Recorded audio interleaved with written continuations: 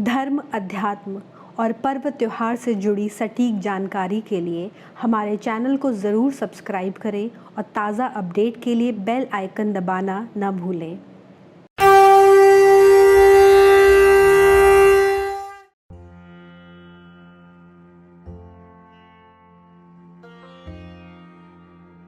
मोक्षदा एकादशी का हिंदू धर्म में बड़ा महात्म्य है। इस दिन माँ एकादशी और सृष्टि के पालनहार श्री हरि विष्णु की पूजा का विधान है। इस दिन व्रत और फलाहार किया जाता है और रात्रि में भगवत भजन करते हुए जागरण करने की परंपरा है। गीता जयंती के दिन ही मोक्षदा एकादशी पड़ती है। ऐसे में इस दिन विशेष रूप से श्रीमद् भगवत गीता का पाठ किया जाता है। मान्यता है कि इस एकादशी के व्रत के प्रभाव से मनुष्य को जन्म मरण के बंधन से मुक्ति मिल जाती है।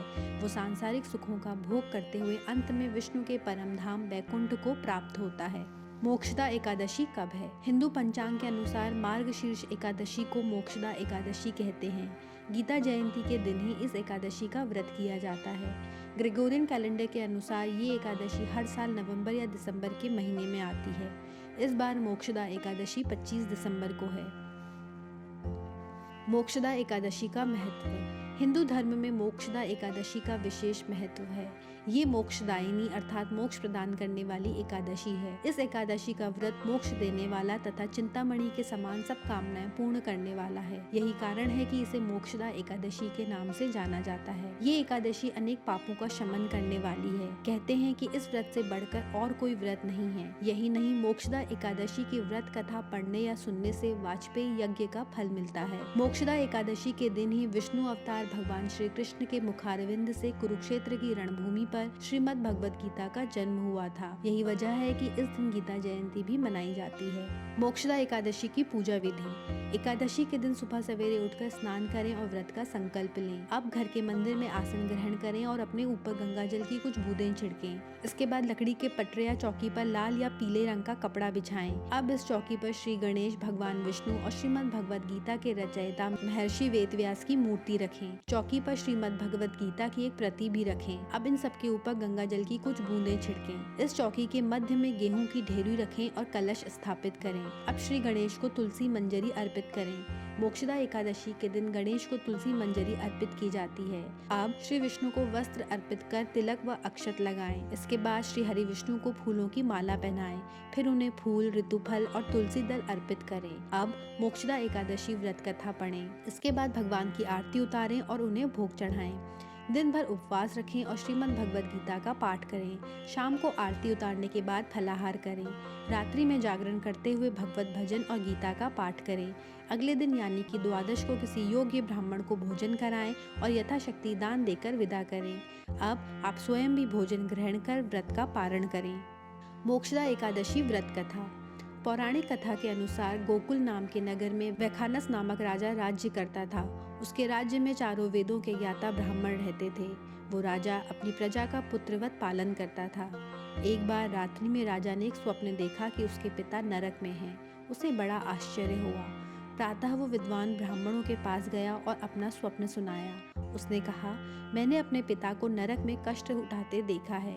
उन्होंने मुझसे कहा कि हे पुत्र, मैं नरक में पड़ा हूँ, यहाँ से तुम मुझे मुक्त कराओ। जब से मैंने वचन सुने हैं तब से मैं बहुत बेचैन हूँ। चित्त में बड़ी अशांति हो रही है। मुझे इस राज्य, धन, पुत्र, स्त्री, हाथी, घोड़े आदि में कुछ भी सुख प्रतीत नहीं होता।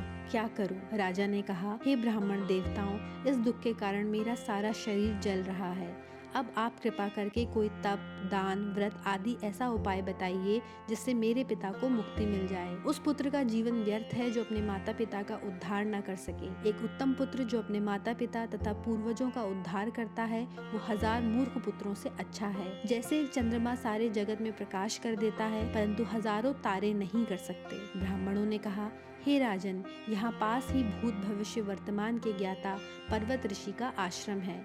आपकी समस्या का हल वे जरूर करेंगे। ऐसा सुनकर राजा मुनि के आश्रम पर गया। उस आश्रम में अनेक शांत चित्त योगी और मुनि तपस्या कर रहे थे। उसी जगह पर्वत मुनि बैठे थे। राजा ने मुनि को साष्टांग दंडवत किया। मुनि ने राजा से सांगोपांग कुशल पूछी। राजा ने कहा कि महाराज, आपकी कृपा से मेरे राज्य में सब कुशल हैं, लेकिन अकस्मात मेरे चित्त में अत्यंत अशांति होने लगी है। ऐसा सुनकर पर्वत मुनि ने आंखें बंद की और भूत विचारने लगे। फिर बोले, हे राजन, मैंने योग के बल से तुम्हारे पिता के कुकर्मों को जान लिया है। उन्होंने पूर्व जन्म में कामातुर होकर एक पत्नी को रति दी, किंतु सौत के कहने पर दूसरे पत्नी को ऋतुदान मांगने पर भी नहीं दिया। उसी पाप कर्म के कारण तुम्हारे पिता को नरक में जाना पड़ा। तब राजा ने कहा, इसका कोई उपाय बताइए। मुनि बोले, हे राजन, आप मार्ग शीर्ष एकादशी का उपवास करें और उस उपवास के पुण्य को अपने पिता को संकल्प कर दें। इसके प्रभाव से आपके पिता की अवश्य नरक से मुक्ति होगी। मुनि के ये वचन सुनकर राजा महल में आया और मुनि के कहे अनुसार कुटुंब सहित मोक्षदा एकादशी का व्रत किया। इसके उपवास का पुण्य उसने पिता को अर्पण कर दिया। इसके प्रभाव से उसके पिता को मुक्ति मिल गई और स्वर्ग में जाते हुए वे पुत्र से कहने लगे, हे पुत्र, तेरा कल्याण हो। ये कहकर राजा के पिता स्वर्ग चले गए। मोक्षदा एकादशी की व्रत कथा समाप्त हुई। भगवान विष्णु आपका कल्याण करें। धर्म, अध्यात्म, व्रत, त्योहार और ज्योतिष के बारे में और अधिक जानकारी के लिए देखते रहें पूजापंडित.com।